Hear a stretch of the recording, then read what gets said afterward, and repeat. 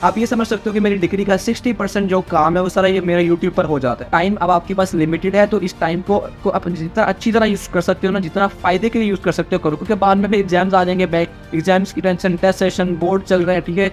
मैं भी आप लोगों को इतनी ज़्यादा अस्सलाम वालेकुम दोस्तों, मेरा नाम फैज़ान तनवीर है। वेलकम करता हूँ एक और शानदार वीडियो के अंदर। आज की इस वीडियो के अंदर हम लोग जिस बारे में बात करने वाले हैं वो आपको 10th क्लास के अंदर बहुत ज़्यादा हेल्प करेगी। जैसा कि मेरी प्रीवियस वीडियोस आपको हेल्प करती हैं, आपको पसंद आती हैं, ये वीडियो भी उन्हीं में से एक है।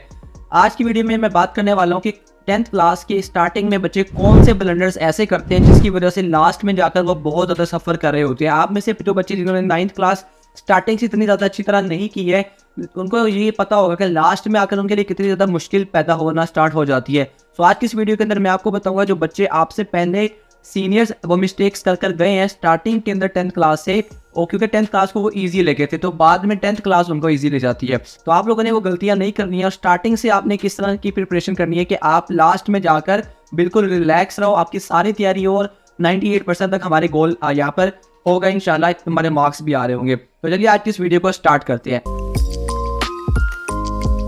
अब सबसे पहली चीज़ ये है कि आप लोगों ने जब भी 10th क्लास के अंदर अब स्टार्टिंग में आ चुके हो, सबसे पहली बात इसको सीरियस लेना है, ठीक है। अब आप 10th में आ चुके हो, अभी तक बच्चे होते हैं वो कहते हैं अभी तक हमारे 9th क्लास का रिजल्ट नहीं आया है, तो अभी तक हम तो 9th में मतलब हम 10th में पूरा नहीं आए, ठीक है, तो हम तो एंजॉय करेंगे। तो देखो यार, एंजॉय करने का टाइम अभी बिल्कुल भी नहीं है। अब 10th आ गई, एक बड़ी जिम्मेदारी आप पर है कि आपने प्रूव करना है कि आपने 9th और 10th क्लास के अंदर मेहनत की है और आप उसका जो आउटकम है वो रिजल्ट की शक्ल में लेकर आ रहे होगे। तो उसके लिए आपको स्टार्टिंग से उतनी ही मेहनत करनी है जितनी आप लास्ट में जाकर कर रहे होते हो आखिरी के 2-3 महीनों के अंदर। अब मेहनत करने से मुराद ये नहीं है कि आप लोगों को मैं बिल्कुल ये पाबंद कर रहा हूँ कि यार आपने कुछ भी एक्स्ट्रा एक्टिविटीज़ नहीं करनी है। मैं बल्कि इनकरेज करता हूँ स्टूडेंट्स को कि वो अपनी पढ़ाई के साथ कुछ एक्स्ट्रा करिकुलर एक्टिविटीज़ में भी पार्टिसिपेट किया करें। स्पोर्ट्स में आप जा सकते हैं, आप लोग कोई डिजिटल स्किल्स सीख सकते हैं, कुछ भी इस तरह का कर सकते हैं, कुछ कि आपका जो टाइम है वो ज़ाया ना हो बल्कि प्रोडक्टिव गुजरा हो, ठीक है। तो ये आप चीज़ करनी है, लेकिन पढ़ाई पर आपने कोई भी कॉम्प्रोमाइज़ नहीं करना है। और वो बच्चे जो इन ख्यालों में भी तो गुम है ना कि यार अभी तो 10th के अंदर भी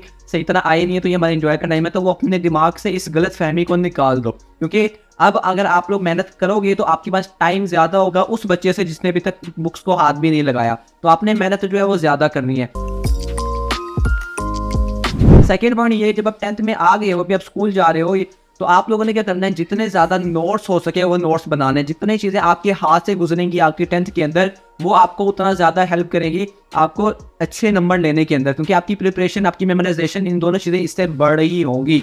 आप लोग को कोई भी टॉपिक याद हो रहा है, ठीक है, आप जैसे से बेशक स्लो सिलेबस के साथ चल रहे हो या ज़्यादा स्पीड के साथ चल रहे हो, इससे फ़र्क नहीं पड़ता। फ़र्क ये है कि आपको आता कितना है, ठीक है, ये मैटर करता है। तो जो चीज़ याद करो उसको लिख कर प्रैक्टिस करो। अभी से आप उर्दू बाजार जाकर या कहीं से भी अपने करीब से रजिस्टर वगैरह ले आओ और उस पर बैठ के आप लिखा करो, ठीक है। जो चीज़ याद करते हो फ़ौरन से लिखा करो, क्योंकि लास्ट में एंड पर आकर क्योंकि सिलेबस कंप्लीट करने की जल्दी होती है तो बच्चों को ज़्यादा इस चीज़ को ज़्यादा फोकस नहीं करते, ज़्यादा लिखते नहीं है, जिसकी वजह से आपने 9th में भी चीज़ को फेस किया होगा कि पेपर टाइम पर पूरा करना कितना मुश्किल होता है। क्यों? उस बच्चों की राइटिंग स्पीड नहीं होती। तो अगर आप चीज़ों को याद करके लिखोगे तो उससे बहुत ज़्यादा फायदे हैं आपको। एक तो आपकी प्रिपरेशन भी ज़्यादा अच्छी हो जाएगी, उसके बाद आपको मेमोराइज भी आपको ज़्यादा अच्छी तरह रहेगा, देर तक रहेगा। तीसरी, आपकी राइटिंग स्पीड भी इनसे इंप्रूव हो रही हो। एक चीज़ करने से आपको 3 बेनिफिट्स यहाँ पर मिल रहे हैं, तो ये डील बहुत अच्छी है, ठीक है। इसके बाद नेक्स्ट चीज़ पर चलते हैं, ये कि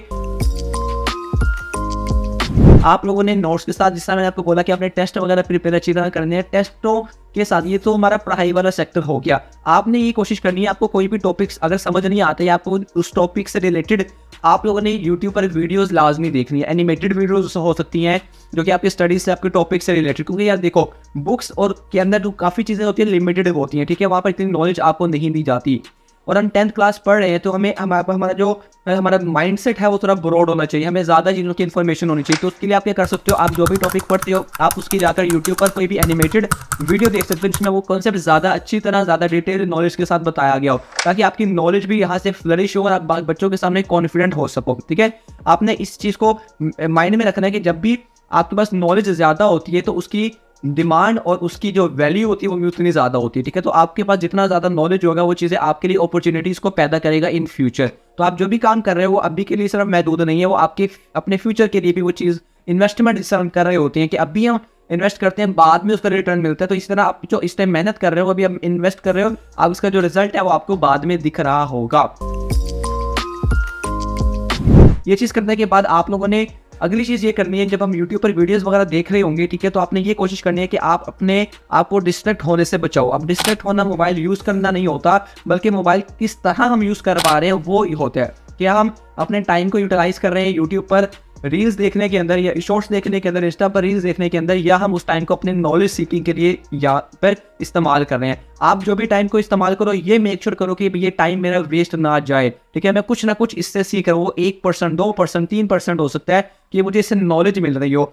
टाइम वेस्ट करना यार अब बिल्कुल आप लोगों ने यहाँ पर खत्म कर देना है, ठीक है। अपनी हैबिट्स को डेवलप करना है। अब यहाँ पर आप लोगों को एक चीज़ मजे की बताता हूँ, जब आप यूट्यूब पर कोई भी चीज़ सर्च करें, मैं ज़्यादा यूट्यूब पर इसलिए कर रहा हूँ क्योंकि यार ये हमारे पास एक नॉलेज का बहुत अच्छा सोर्स है, अगर हम इसको अच्छी तरीके से यहाँ पर यूटिलाइज करते हैं, ठीक है। मैं अभी यूनिवर्सिटी में आ चुका हूँ, आप ये समझ सकते हो कि मेरी डिग्री का 60% जो काम है वो सारा ये मेरा यूट्यूब पर हो जाता है, ठीक है। यूट्यूब से हम वीडियोस देखते हैं, यूट्यूब से लेक्चर लेते हैं, उसको बाद में उसकी प्रैक्टिस करते हैं, हमारी यहाँ पर डिग्री भी कंप्लीट होती जाती है। यूट्यूब एक बहुत बड़ा प्लेटफॉर्म है इसको अभी यूटिलाइज करने का, क्योंकि बाद में आपके पास बर्डन भी ज़्यादा होगा, प्रेशर भी ज़्यादा होगा, तो इतना टाइम नहीं मिल रहा होगा यूट्यूब को एक्सप्लोर करने के अंदर। तो आपने कोशिश करनी है, जो अभी आपके पास टाइम है, आप इसको ये समझो आपके पास गनीमत है, इसको जितना अच्छी तरह यूटिलाइज कर सके हम उतना हमें करना चाहिए, ठीक है।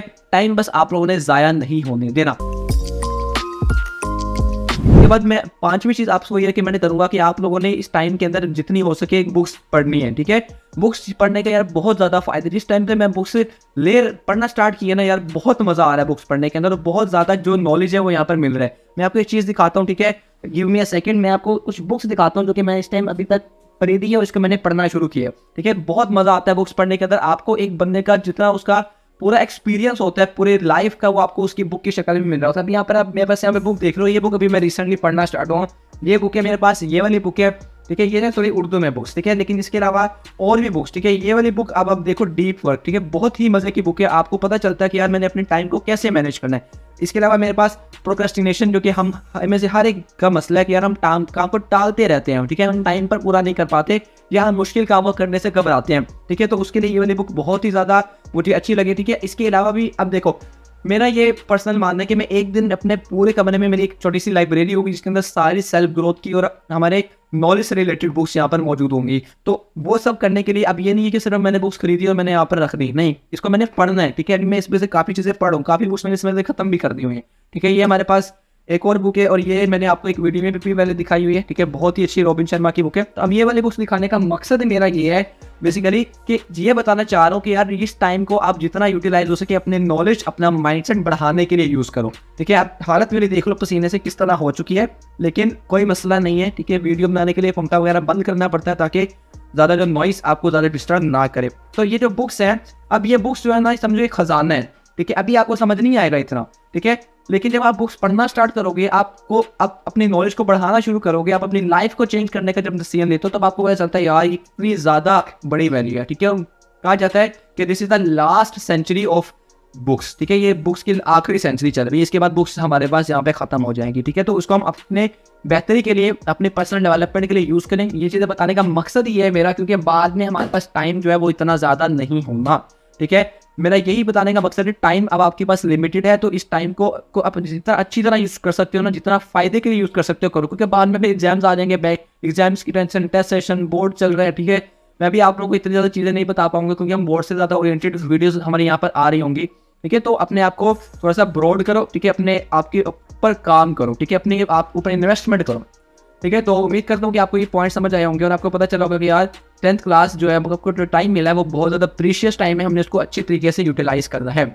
तो मिलते हैं अगली वीडियो के अंदर। अगर आपको वीडियो अच्छे लगे तो इस वीडियो को लाइक लाजमी से करना, ठीक है, अपने दोस्तों के साथ लाजमी से शेयर करना। तो आपका कोई भी सजेशन मेरे लिए बहुत ज़्यादा काबिल एहतराम होता है और मैं उसको ढूंढ रहा होता हूँ कि मुझे कोई अच्छा कमेंट मिले जिससे यार पूरे दिन की जो डाउन एनर्जी होती है वो सारी अपग्रेड हो जाती है और बहुत अच्छा फील होता है। सो कमेंट करने में कंजूसी नहीं करनी, ठीक है, दिल खोलकर अच्छे अच्छे कमेंट्स करने। तब तक के लिए मिलते हैं, सी या टेक केयर, अल्लाह।